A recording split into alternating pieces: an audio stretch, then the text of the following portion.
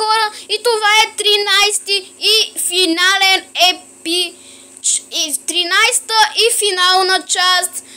Подреждане на футболисти по отбори. Добре, хора. От първата карта Белингам. Добре, оставяме го. Следващия.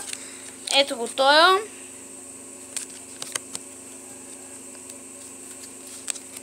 Следващия. Ето тоя. Халанд. Халанд. Ставяме го. Ето тук, да.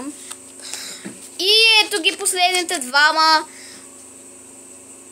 Без отбор. Оставам ги на едно също място. Еми хора, сега мисля да видим кои са най-големите. Ето го един от най-големите. С толкова доста карти. Втория от най-големите. Третия от най-големите. Вие преценете кой е най-голям.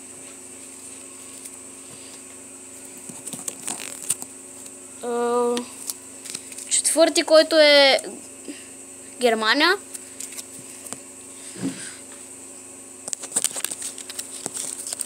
Пети.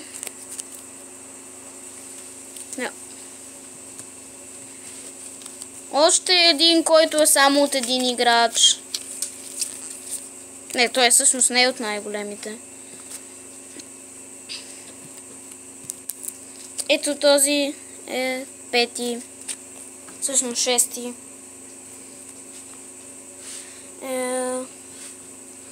Кой друг? Да. Ето този също е от най-големите.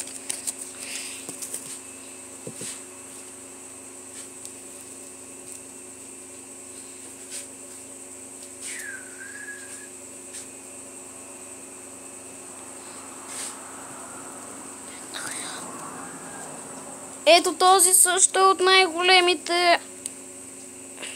Показвам ви ги така. Вие ще прецените кой е най-големия. Ето този също е. Всъщност този не е. Еми хора, ако ви е харесало видеото, се абонирайте за канала с лайк и камбанка. Мога да ви покажа Роналдо, Диалот